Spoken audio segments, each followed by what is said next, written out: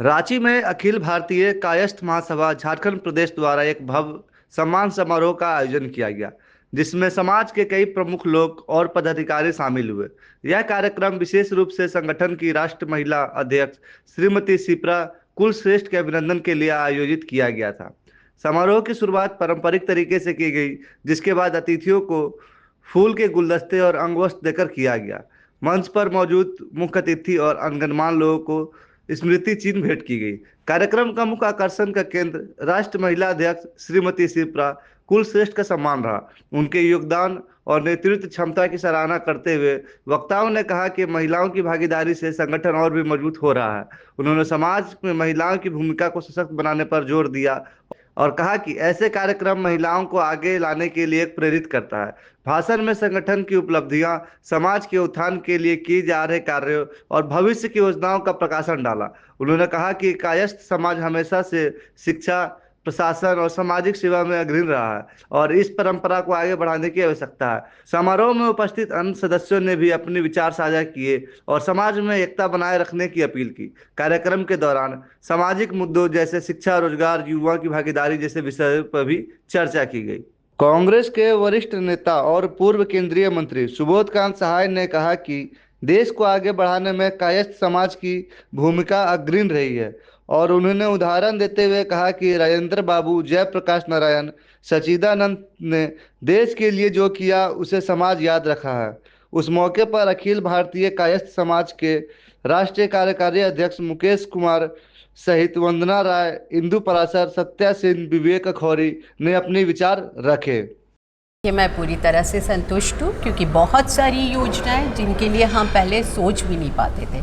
सबसे ज़्यादा जो आपने देखा होगा कि महिलाओं की एक सबसे बड़ी प्रॉब्लम थी कि जब हम कहीं भी ट्रैवल करते थे, मैं खुद आपको बता रही हूँ क्योंकि मैं तो एक सोशल वर्कर हूँ, ज़मीनी स्तर पर जुड़ी हुई हूँ, मैं काम करती थी, सबसे ज़्यादा मुश्किल आती थी हमें शौचालय की।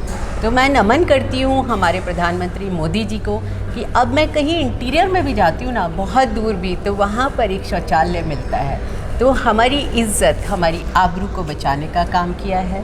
आप यदि पढ़ाई के बारे में सोचो तो बेटी बचाओ, बेटी पढ़ाओ। सुरक्षा के केस पे भी, जैसे मैं खुद उत्तर प्रदेश से आती हूँ, तो मैंने उत्तर प्रदेश को देखा है कि अब इस योगी राज में कितना बदला है। आज हम महिलाएं बहुत सुरक्षित महसूस करती हैं।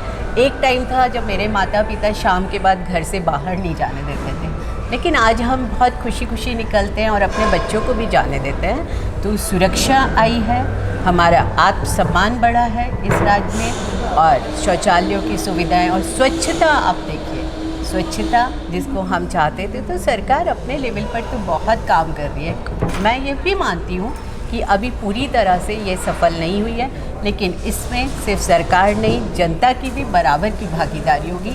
जैसे आप मानिए सरकार ने हर जगह डस्टबिन लगाया है, राइट, मोदी जी ने स्वच्छता के लिए इतना कुछ किया है, लेकिन कचरा तो आपको ही जाकर के डालना पड़ेगा। अक्सर हमारे यहाँ मैं देखती हूँ, मैं बनारस गई थी, अस्सी घाट पे इतना सुंदर जगह है, इतने सारे डस्टबिन्स लगे हुए हैं, लेकिन फिर भी काफ़ी लोग चाय का कप पीकर डस्टबिन के बाहर डाल देते हैं। तो समझिए सरकार तो प्रयास कर रही है, लेकिन ये जो भागीदारी है जनता को भी निभानी होगी, तभी हम इस देश को एक सही रास्ते पर लेके, तो वो बहुत परेशान है। आप ये जितना देखते हैं ना कि हम हवाई जहाज़ उड़ा रहे हैं, कल्पना चावला, ये हमारी आबादी का 2 से 3% है। हमारी लड़ाई बाकी 90% लोगों के लिए है, जिनको बोलने की घर में भी आज़ादी नहीं है। मेरे आसपास देखिए इतना डोमेस्टिक वायलेंस, पर वो महिला पति के खिलाफ नहीं खड़ी होती। इतनी सारी जो अपने घर में जिनका शोषण मानसिक हो रहा है, शारीरिक हो रहा है, पर वो आवाज़ नहीं उठा पाती है। इतनी महिलाएं जो कुपोषण का शिकार है, मैं अपने आसपास देखती हूँ, जब वो फैमिली वे में होती हैं, जब वो प्रेग्नेंट होती हैं, उनके पास अब दवाएं तो छोड़िए, उनके पास खाने पीने के लिए भी नहीं होता है। तो हमेशा से सरकार की पॉलिसी रही है कि जो भी वर्ग पिछड़ा हुआ उसको थोड़े समय के लिए आरक्षण देकर के आगे बढ़ाया जाता है। तो मैं ये मांग करती हूँ कि हमेशा के लिए आरक्षण नहीं दिया जाए, कुछ समय के लिए आरक्षण दिया जाए, जिससे कि हम भी मुख्य धारा में जुड़ पाएँ। और देश का विकास तो देखिए जब ही संभव है जब दोनों पहिए मिलकर चलें।